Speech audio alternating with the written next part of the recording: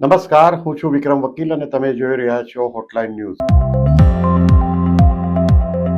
ગુજરાત કોંગ્રેસના નેતાઓ આજકાલ થોડા ઉત્સાહમાં છે. છેલ્લા કેટલાક દિવસોથી તેઓ ગુજરાતની નિષ્ફળ ગયેલી દારૂબંધી અને ડ્રગ વિશે આંદોલન કરી રહ્યા છે અને કલેક્ટરોને આવેદનપત્ર આપવામાં આવે છે. થરાદમાં સરઘસ પણ કાઢવામાં આવ્યું અને ખાસ કરીને ધારાસભ્ય જિગ્નેશ મેવાણીએ જ્યારથી આ ઇસ્યુ ઉપાડ્યો છે ત્યારથી કોંગ્રેસીઓ ખુશ છે, પણ બધા કોંગ્રેસીઓ ઉત્સાહમાં અને ખુશ નથી. કેટલાક કોંગ્રેસના નેતાઓએ ઓફ ધ રેકોર્ડ મને કહ્યું કે જિગ્નેશ મેવાણી પોતાની પ્રસિદ્ધિ માટે આ બધું કરે છે અને કોંગ્રેસનું શાસન હતું ત્યારે પણ ક્યાં કડકાઈથી દારૂબંધીનો અમલ થતો હતો. જ્યારે માધવસિંહ સોલંકી મુખ્યમંત્રી હતા, અમરસિંહ ચૌધરી મુખ્યમંત્રી હતા, ચીમનભાઈ પટેલ મુખ્યમંત્રી હતા, ત્યારે પણ આ કોઈ સફળ જ નથી દારૂબંધી.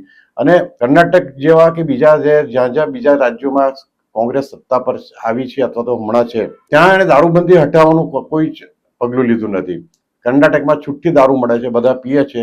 જિગ્નેશ મેવાણીને કદાચ એની સામે વાંધો નહીં હોય કારણ કે એ કોંગ્રેસ શાસિત રાજ્ય છે, પણ ખરેખર તો જિગ્નેશ મેવાણીએ સોનિયા ગાંધીને મળવું જોઈએ, એમના ગોડ મધરને, અને મળીને કહેવું જોઈએ કે માતાજી ચાલો આપણે આખા દેશમાં જ્યાં જ્યાં કોંગ્રેસ શાસિત રાજ્યો છે ત્યાં પહેલા દારૂનું દૂષણ બંધ કરીએ અને પછી આપણે ગુજરાતમાં એ માટે ઇસ્યુ ચગાવશું, કારણ કે ગુજરાતમાં તો કોંગ્રેસ સત્તામાં પણ નથી.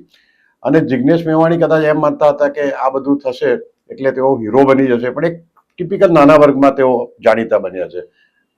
બહુમતી લોકો એમની સાથે ગુજરાતના સંમત નથી. કેટલાક યુટ્યુબરો છે બધા અમદાવાદના, ને એ લોકો બધું પ્રમોશન કર્યા કરે છે એટલે એક ખાસ એક સ્પેસિફિક લોબી ખુશ થયા કરે છે કે ઓહો જિગ્નેશ મેવાણી તો હવે મોટા સ્ટાર બની ગયા. પણ જ્યારે એમની આંખ ઉઘડશે, ઊંઘમાંથી ઉઠશે, ત્યારે જોશે કે વાસ્તવિકતા કંઈ અલગ જ છે.